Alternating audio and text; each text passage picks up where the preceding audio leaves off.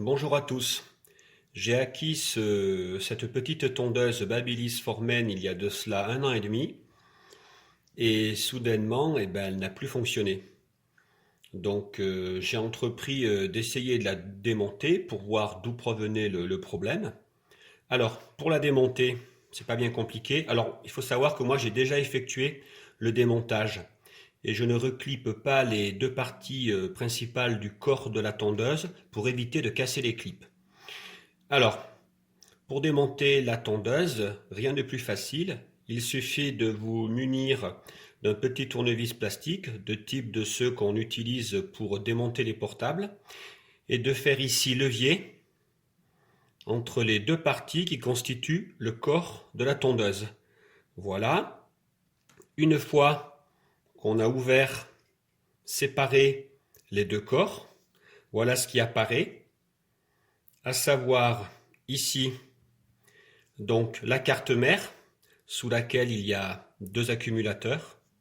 De la carte mère partent deux fils électriques qui alimentent un moteur comme on peut le voir ici, à son tour vient faire tourner ici les lames que l'on peut, en les basculant, enlever. On verra après pour l'entretien des lames. Ici donc, on voit la petite masselotte, d'accord, avec le petit excentrique qui vont donc entraîner les petites lames. Alors, pour la suite de l'opération, il suffit de se munir d'un tournevis cruciforme et de dévisser ici ce petit support métallique qui maintient en place l'axe moteur. Deux vis à ôter et d'une. Voilà. Et de deux. Ensuite, on enlève les petites lames. Je vais mettre ça de côté. Voilà. Une légère poussée ici sur le petit mandrin cylindrique, voilà, qui permet de faire coulisser le sabot de la tondeuse et l'ensemble donc peut être dégagé. Pour la carte mère ici, on voit deux petits clips qu'on peut ôter aussi en faisant levier sur ces derniers. Voilà, je pose l'ensemble pour pouvoir mieux tout sortir. Et là, voilà. Apparaît donc les deux accumulateurs, les deux piles rechargeables que l'on peut trouver dans le commerce. Ce sont des 1,2 V. Et la partie motorisation. Ensuite, donc comme je l'ai expliqué précédemment, ma tondeuse ne fonctionnait plus. J'ai vérifié les accus, ils ont l'air corrects. Donc le problème vient certainement du moteur. Donc je vais dégager ce dernier. Pour faire cela, j'utilise un tout petit tournevis de précision. Je fais levier. Voilà, pour dégager un petit couvercle plastique que je retire avec précaution.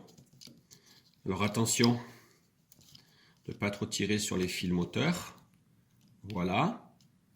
Attention également ici à l'intérieur au petit dispositif qui permet d'incrémenter en position ici le tambour extérieur de réglage de hauteur du sabot. Et ensuite, pour sortir le moteur, je viens pousser ici sur l'axe de ce dernier, tirer délicatement sur les fils, et là je m'aperçois qu'effectivement il y a eu de la chauffe et qu'une des soudures du moteur a lâché. Donc mon problème vient de là. Donc il y a possibilité d'intervenir et de réparer, de ressouder donc le petit fil pour alimenter le moteur. On peut également, comme j'ai dit précédemment, changer les petits accumulateurs. Voilà. Donc on peut lutter contre l'obsolescence programmée à moindre coût. Ensuite, il y a un petit entretien à faire également au niveau de la coupe, au niveau des lames qui cisaillent les poils.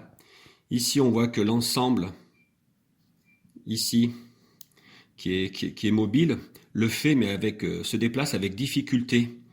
Donc il y a certainement des poils qui s'interposent entre les deux lames.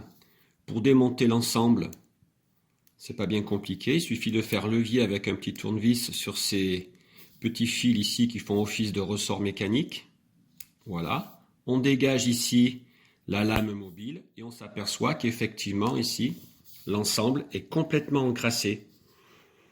Donc il va falloir nettoyer tout ça et puis surtout, important, après avoir remonté les deux lames ensemble, il va falloir ici, par le petit orifice qui est là, venir déposer une petite goutte de lubrifiant pour améliorer la glisse. Voilà, j'espère que ce tuto de démontage et d'entretien de ce petit rasoir vous servira. Bon rasage!